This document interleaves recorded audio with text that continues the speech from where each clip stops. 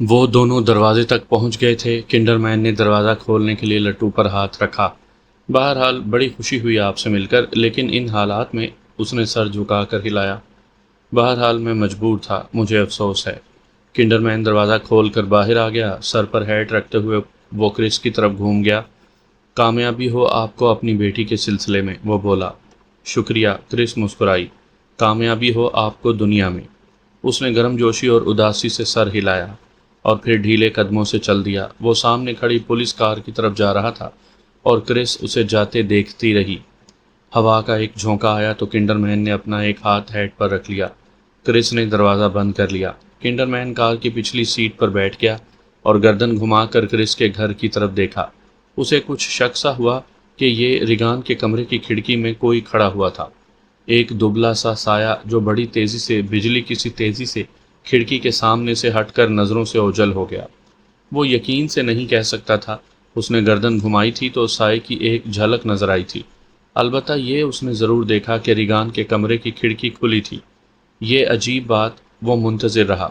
کھڑکی میں کوئی نمودار نہ ہوا۔ کنڈر مین نے الجھ کر سر ہلایا، گھوما، ڈرائیونگ کی سیٹ کی پشت میں لگا ہوا خانہ کھول کر اس میں سے ایک لفافہ اور ایک چھوٹا سا چاقو نکال لیا۔ اس نے چاقو کا چھوٹا پھل نکالا اور لفافے میں دوسرا ہاتھ رکھ کر اس کے انگوٹھے کے ناخن میں سے وہ رنگ کھرچنے لگا جو اس نے ریگان کے بنائے ہوئے پرندے کی چونچ پر انگوٹھے کے ناخن سے کھرچ کر محفوظ کر لیا تھا۔ رنگ اس نے لفافے میں منتقل کر کے اسے بند کر کے چپکا دیا اور اسٹیئرنگ وہیل کے پیچھے بیٹھے ہوئے سارجنٹ سراغ رساں کو سر سے اشارہ کیا۔ اس نے کار اسٹارٹ کر دی۔ کار تیزی سے بھاگنے لگی۔ کنڈر مین نے لفافہ جیب میں رکھ لیا۔ آہستہ چلاؤ، کنڈر مین نے کہا، ہم کام کو نکلے ہیں، سیر و تفریح کو نہیں۔ اس نے تھکی ہوئی انگلیوں سے آنکھیں ملی۔ کیا زندگی ہے، اس نے ایک ٹھنڈی سانس لی، کیا لانتی زندگی ہے۔ اسی شام جب ڈاکٹر کلن ریگان کو خواب آور انجیکشن دے رہا تھا کہ وہ ہسپتال تک جاتے ہوئے طوفان نہ اٹھائے، تو اس وقت سراغ رساں کنڈر مین اپنی میز پر دونوں ہاتھ ٹیکے کھڑا تھا اور بیرکے کی موت کے متعلق ڈاکٹر کی وہ رپورٹ دیکھ رہا تھا جو سراسر چکرا دینے والی تھی۔ کچھ سمجھ میں نہیں آتا، وہ بڑبڑایا، سب گڑبڑ ہے، تاہم ہر بات اہم ہے۔ اس نے آنکھیں بند کی، دماغ میں الجھتی ہوئی تفصیلات کو دور کیا، آنکھیں کھول لیں اور ایک بار پھر بیرکے کی موت کے متعلق ڈاکٹر کی تفصیلات پڑھنے لگا۔ حرام مغز بیچ میں سے ٹوٹ گیا ہے، کھوپڑی پھٹ گئی ہے، گردن کی کھال کھنچ گئی ہے، گردن کے پٹھے اور رگیں بل کھا گئی ہیں، ریڑھ کی ہڈی کے منکے الگ ہو گئے ہیں، اور یہ سب اس لیے ہوا ہے کہ مرنے والے کا سر اور چہرہ پیچھے کی طرف یعنی پشت کی طرف ہو گیا ہے۔ کنڈر مین کھڑکی سے باہر دیکھنے لگا۔ بیرکے کی موت کی رات کو ٹھیک 11:55 پر اس کے اور رپورٹ تیار کرنے والے ڈاکٹر کے درمیان جو گفتگو ہوئی تھی وہ کنڈر مین کو لفظ بہ لفظ یاد تھی۔ اب وہ اس گفتگو کو اپنے دماغ میں دہرا رہا تھا۔ ایسا گرنے میں ہو سکتا ہے، یعنی آدمی کی گردن اس طرح گھوم جائے کہ اس کا چہرہ پشت کی طرف گھوم جائے، کنڈر مین نے پوچھا۔ یوں تو ممکن نہیں، ڈاکٹر نے جواب دیا۔ صاف صاف کہیے، ایسا ہونا ممکن ہے؟ مرنے والا اگر 30-40 فٹ کی بلندی سے گرا ہو تو تب بھی گردن کا یوں پوری طرح گھوم کر چہرے کا یوں پشت کی طرف ہو جانا یہ ممکن نہیں، الا یہ کہ گرنے والے کا سر کسی چیز میں پھنس گیا ہو۔ تو کیا کوئی دوسرا انسان ایسا کر سکتا ہے؟ یعنی سامنے والے کو سر کو پکڑ کر پشت کی طرف گھما دے، ایسا کر سکتا ہے؟ ہاں، لیکن اس صورت میں اس آدمی کو مافوق الفطرت قوت کا مالک ہونا چاہیے۔ کنڈر مین کارل کے بیان کی تحقیق کر چکا تھا کہ بیرکے کی موت کے وقت وہ کہاں تھا۔ سینما کے شو کا وقت وہی تھا جو کارل نے بتایا۔ ڈی سی کی بس جس میں کارل سوار ہوا تھا اسی وقت سینما گھر سے چلی تھی جو وقت کارل نے بتایا تھا، اور ٹھیک اتنے ہی بجے اس اسٹاپ پر پہنچی تھی جہاں کارل اترا تھا، اور جو وقت کارل نے بتایا تھا 9:18 پر، چنانچہ بیرکے کی موت کے حادثے کے وقت بے شک و شبہ کارل گھر پر نہیں تھا۔ اس کے باوجود کنڈر مین کی میز پر کارل کے خلاف مجرمانہ فعل کی رپورٹ موجود تھی۔ 27 اپریل 1963، فرد جرم، بیورلی ہل کے ایک ڈاکٹر کے وہاں سے، جہاں وہ اور اس کی بیوی ولی ملازم تھے۔ کارل مہینوں تک نشہ آور اور خواب آور دوائیں چراتا رہا تھا۔ کارل رینگ سٹورم، پیدائش 20 اپریل 1921، مقام پیدائش زیورک، سوئٹزرلینڈ۔ 1941 کے ماہ ستمبر کی 7 تاریخ کو ولی نے براؤن سے شادی کی، اولاد ایک لڑکی ایلیویرا۔ 11 جنوری 1943 کو نیو یارک میں پیدا ہوئی، موجودہ پتہ نامعلوم، ملزم رپورٹ کے دوسرے بقیہ حصے نے کنڈرمین کو چکرا دیا۔ اس ڈاکٹر نے جو بہت مشہور تھا اور جو کیس جیت رہا تھا، یکایک وجہ بتائے بغیر کارل کے خلاف اپنا مقدمہ واپس لے لیا تھا۔ ڈاکٹر نے ایسا کیوں کیا؟ اس کے صرف 2 مہینے بعد کارل اور ولی کو کرس میکنل نے اپنے یہاں ملازم رکھ لیا تھا، جس کا مطلب یہ تھا کہ ڈاکٹر نے، ان کے سابق آقا نے، ان کے متعلق اچھا اور سفارشی سرٹیفکیٹ دیا تھا۔ اب ایسا اس نے کیوں کیا؟ کارل نے بے شک و شبہ دوائیں چورائی تھیں، اور تاہم جب اس کی ڈاکٹری تفتیش کی گئی تو معلوم ہوا کہ یہ شخص خواب آور اور نشہ آور دوائیں کھانے کا عادی نہیں تھا، بلکہ اس نے کبھی اس قسم کی دوائی کھائی ہی نہیں تھی۔ کیوں؟ آخر کیوں؟ معاملہ الجھا ہوا تھا، کچھ سمجھ میں نہیں آ رہا تھا۔ سراغ رساں کنڈرمین نے آنکھیں بند کر لیں اور لیوس کیرل کی ایک نظم گنگنانے لگا۔ دماغی الجھن دور کرنے کا یہ اس کا خاص نسخہ تھا۔ جب وہ نظم ختم کر چکا تو اس نے آنکھیں کھول دیں اور اپنا دماغ صاف رکھنے کی کوشش کی، لیکن ہمیشہ کی طرح اس وقت بھی یہ کام مشکل ثابت ہوا۔ اس نے ایک ٹھنڈی سانس لے کر وہ رپورٹ اٹھائی جو مقدس تثلیث کے گرجے میں جو بے حرمتی کی گئی تھی اس کے متعلق تھی۔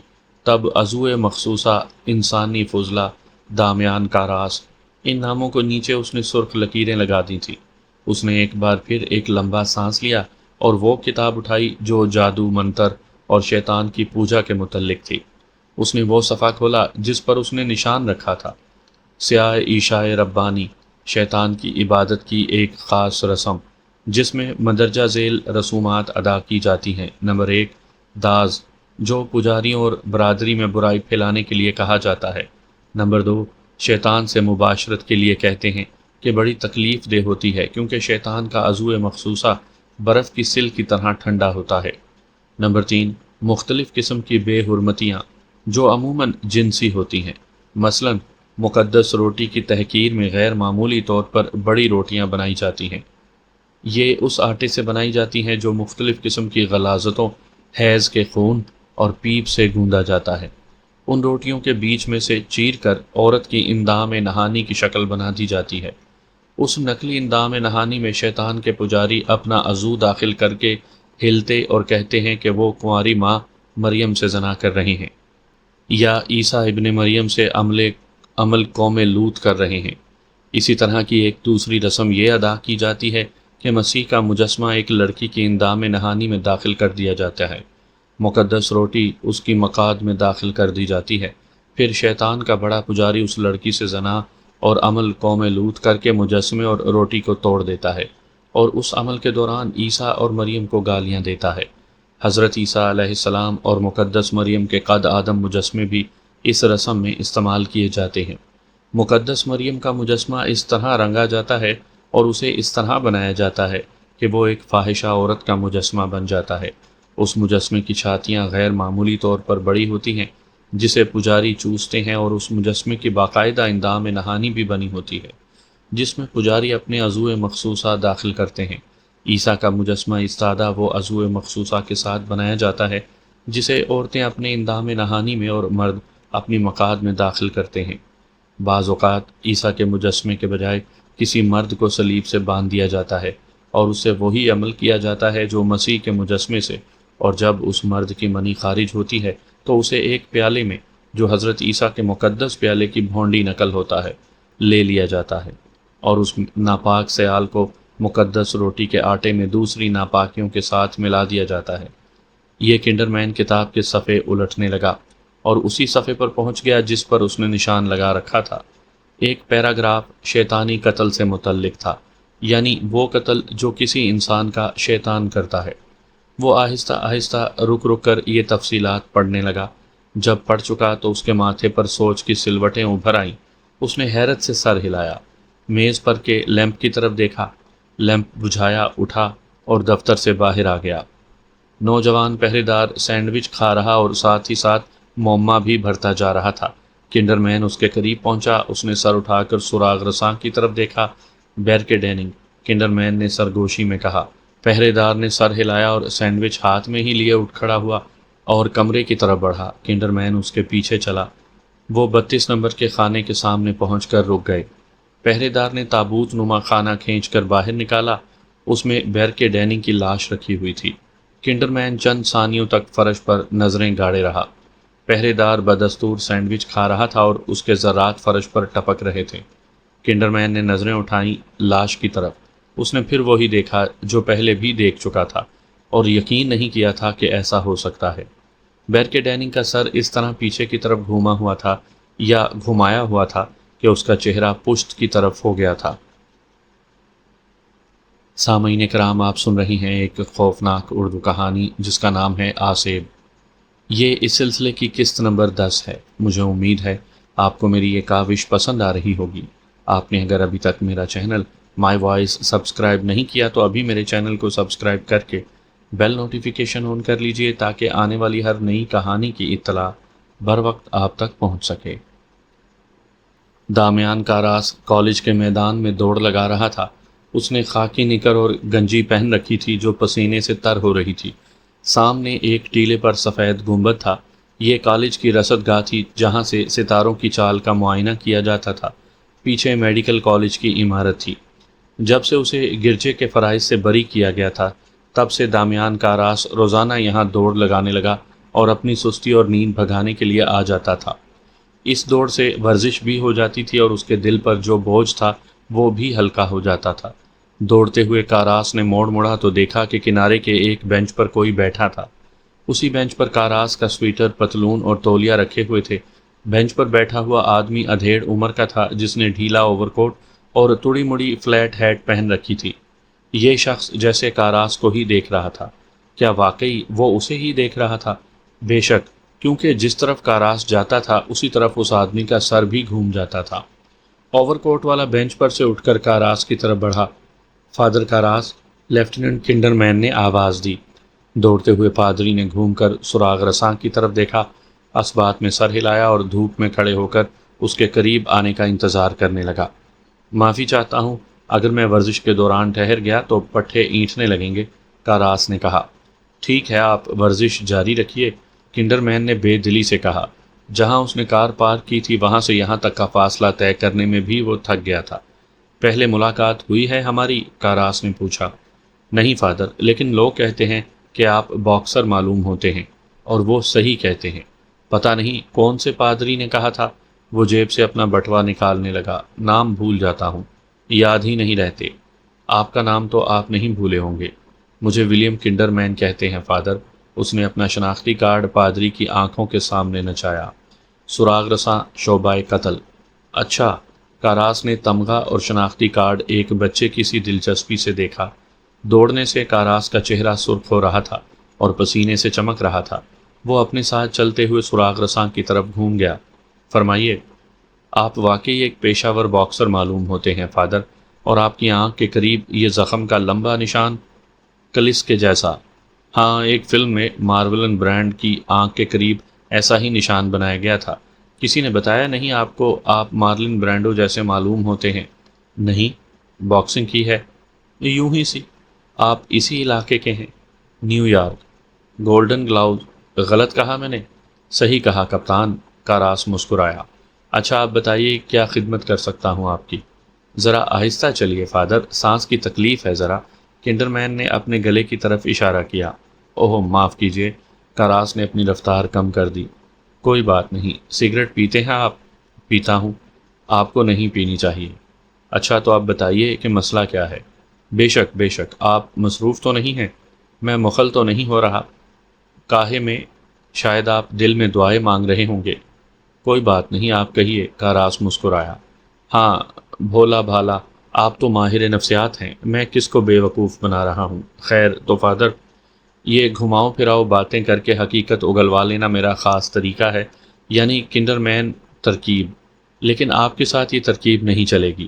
تو اب میں براہ راست اصل موضوع کی طرف آتا ہوں۔ گرجے کی بے حرمتی، کاراس نے کہا۔ بالکل بالکل، وہ بھی، اور ایک اور بات بھی جو اس سے زیادہ سنگین ہے۔ قتل؟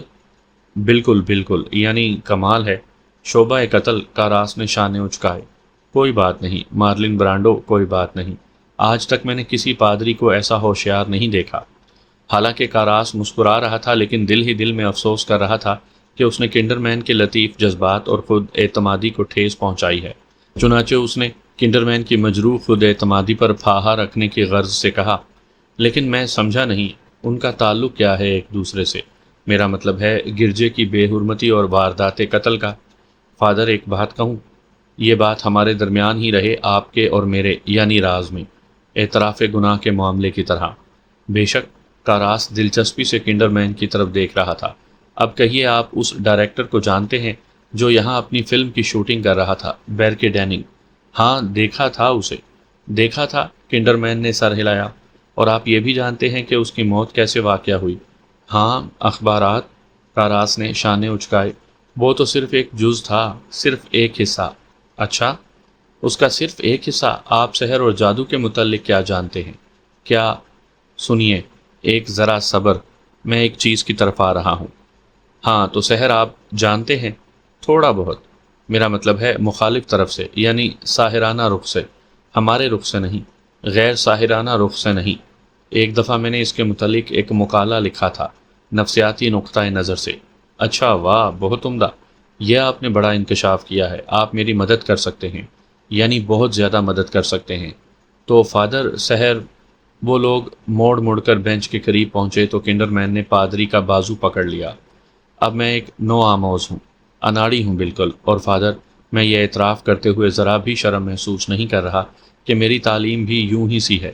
مجھے یہ بھی دعویٰ نہیں کہ میں خود ساختہ ہوں۔ میں دوسروں کی طرح روب جمانے کا عادی نہیں ہوں۔ میں… معاف کیجیے، مجھے ایسی گھماؤ پھراؤ سے باتیں کرنے کی عادت ہے، یہ میری کمزوری ہے۔ آپ مصروف ہیں؟ ہاں، دعا مانگ رہا ہوں۔ کاراس نے یہ الفاظ بڑے ٹھنڈے پن اور تقریباً بیزاری سے کہے تھے۔ کنڈر مین چلتے چلتے لمحہ بھر کے لیے ٹھہر گیا اور اس نے غور سے کاراس کی طرف دیکھا۔ سنجیدہ ہیں آپ فادر؟ نہیں۔ کنڈر مین گھوم گیا، پھر وہ چلنے لگے۔ فادر، میں اصل موضوع کی طرف آ رہا ہوں۔ وہ مقدس گرجے کی بے حرمتی، آپ کے خیال میں اس کا تعلق سحر سے ہو سکتا ہے؟ شاید۔ شیطان کے پجاریوں کی عبادت کے چند رسومات ایسی بھی ہوتی ہیں۔ یہ کام کی بات بتائی آپ نے۔ تو اب بیرکے ڈیننگ پڑھا آپ نے کہ وہ کیسے مرا؟ گر کر۔ میں بتاتا ہوں، لیکن یہ بات راز رہے، اس کا میں وعدہ کرتا ہوں۔ کنڈر مین نے دیکھا کہ کاراس کا رکنے کا کوئی ارادہ نہیں، تو اس کے چہرے سے اضطراب ظاہر ہوا۔ اگر آپ برا نہ مانیں تو، اس نے پر امید لہجے میں کہا۔ کیا ہم بیٹھ جائیں؟ کیوں نہیں؟ وہ بینچ کی طرف بڑھے۔ آپ کے پٹھوں میں اینٹھن تو نہیں ہوگی فادر؟ نہیں، سچ کہتے ہیں۔ ہاں، لیکن اگر آپ کہتے ہیں تو ٹھیک ہے۔ تو آپ کہہ رہے تھے…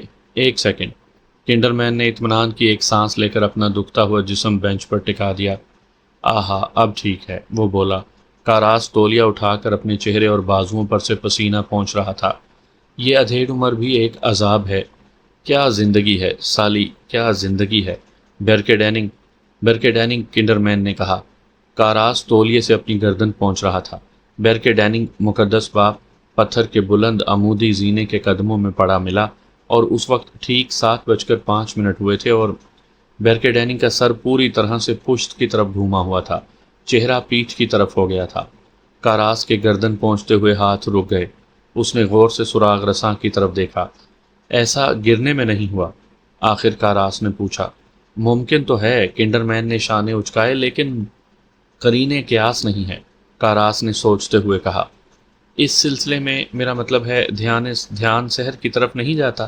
کاراس بینچ پر بیٹھ گیا، اس کے چہرے پر پریشانی تھی۔ بات یہ ہے، آخر کاراس نے کہا، کہ اعتقاد یہ ہے کہ شیطان، عفریت یا جو بھی وہ ہو، ساحروں کی یا اپنے دشمن کی گردن اسی طرح توڑتا ہے۔ کم سے کم روایت تو یہی ہے۔ روایت؟ اکثر و بیشتر وہ کنڈر مین کی طرف گھوم گیا۔ حالانکہ لوگوں کی موت اس طرح واقع ہوئی ہے، اور یہ وہ لوگ ہوتے ہیں جو شیطان کی پوجا سے توبہ کر لیتے ہیں، یا اس جرگے کے رکن جو راز کی باتیں ظاہر کر دیتے ہیں۔ شیطان ان سب کی جان اس طرح ہی لیتا ہے۔ بہرحال اتنا تو میں جانتا ہوں کہ جان لینے کا یہ طریقہ شیطان کا مخصوص طریقہ ہے، ٹریڈ مارک ہے اس کا گویا۔ کنڈر مین نے سر ہلایا۔ بالکل بالکل، مجھے یاد ہے لندن کا ایک قتل کا کیس جسے شیطانی قتل سے منسوب کیا گیا تھا، 4-5 سال پہلے کی بات ہے، اخبار میں پڑھا تھا میں نے۔ ہاں میں نے بھی پڑھا تھا، لیکن بعد میں ایک ڈھکوسلا ثابت ہوا۔ نہیں، ہاں بالکل ایسا ہی ہوا فادر، لیکن اس حالیہ کیس میں کم سے کم ہم کوئی تعلق دیکھ سکتے ہیں، یعنی بیرکے کے قتل اور گرجے کی بے حرمتی کے درمیان۔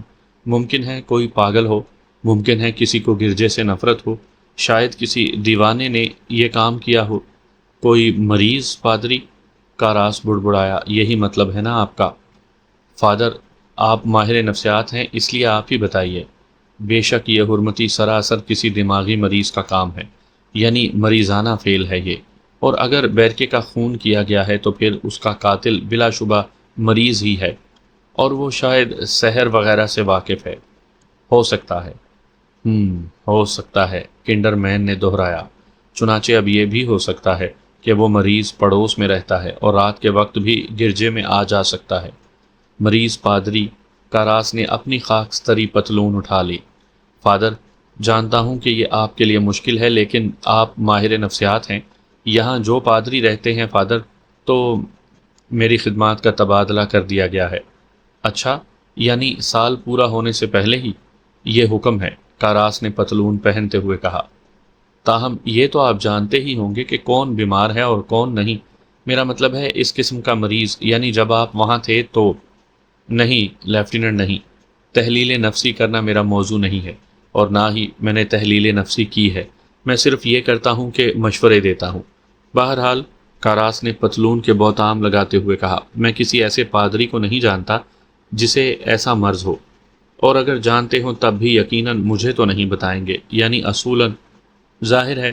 ایک بات بتا دوں فادر، اس قسم کا اصول سراسر غیر قانونی ہے۔ کیلیفورنیا کے ایک ڈاکٹر کو اس لیے جیل میں ڈال دیا گیا تھا کہ اس نے پولیس کو نہیں بتایا تھا جو وہ اپنے مریض کے متعلق جانتا تھا۔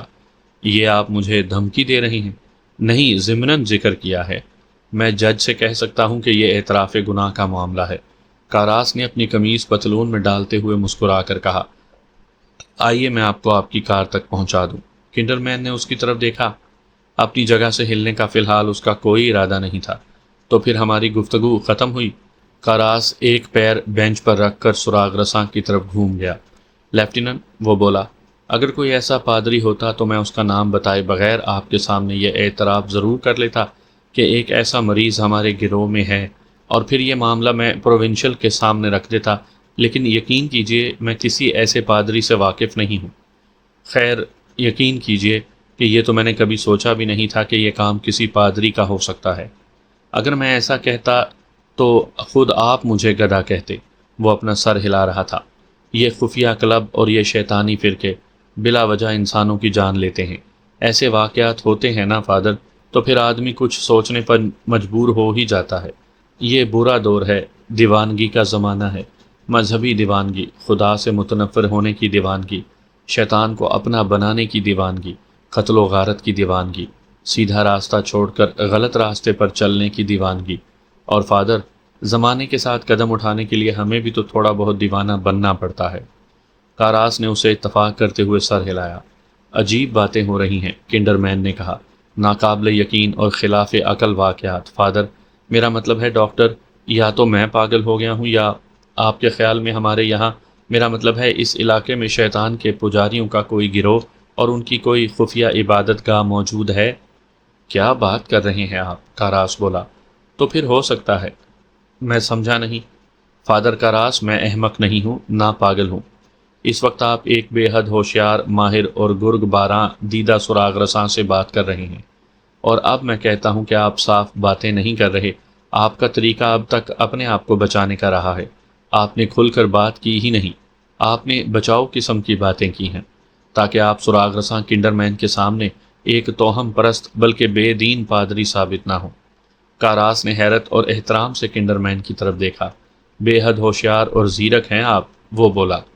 تو ٹھیک ہے، میں پھر اپنا سوال دہراتا ہوں۔ کنڈر مین غرایا، کیا یہاں اس علاقے میں شیطان کے پجاریوں کی کوئی عبادت گاہ ہے؟ سچ کہتا ہوں، یہ تو میں نہیں جانتا۔ کاراس نے اپنے سینے پر ہاتھ باندھا۔ لیکن یورپ کے اکثر علاقوں میں لوگ شیطان کی پوجا کرتے اور اس کے مرید بنتے ہیں۔ آج بھی؟ ہاں جی، آج بھی۔ میں نے پڑھا ہے کتابوں میں کہ یہ لوگ مریم اور عیسیٰ کے مجسموں کے ساتھ کیا کرتے ہیں۔ جنسی خرمستیاں، تو کیا یہ سچ ہے؟ پتہ نہیں، میں آپ کی رائے معلوم کرنا چاہتا ہوں، اعتقاد نہیں۔ کاراس مسکرایا۔ اچھی بات ہے، تو پھر یہ سب سچ ہے لیفٹیننٹ، کم سے کم میرا تو یہی خیال ہے۔ بے شک یہ لوگ شیطان کی پوجا کرتے ہیں، اسے بلاتے ہیں، معاہدہ کرتے ہیں اس سے، اور پھر سیائے عیشائے ربانی میں شریک ہوتے ہیں، لیکن جو شخص بھی یہ کرتا ہے وہ بے حد غیر مطمئن اور پریشان انسان ہوتا ہے۔ خاص قسم کی غیر اطمینانی اور پریشانی ہوتی ہے یہ۔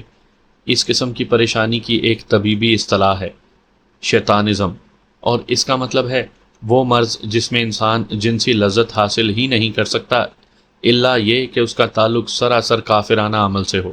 جی ہاں، آج کے زمانے میں بھی ایسا ہوتا ہے۔ آج کے زمانے میں بھی شیطان کو پوجنے والے ہیں، اس کی عبادت کرنے والے اور اس سے مدد طلب کرنے والے موجود ہیں۔ اچھا، تو وہ مریم اور مسیح کے مجسموں کے ساتھ جو کچھ کرتے ہیں ان کا کیا؟ مطلب یہ بھی سچ ہے؟ سچ ہے،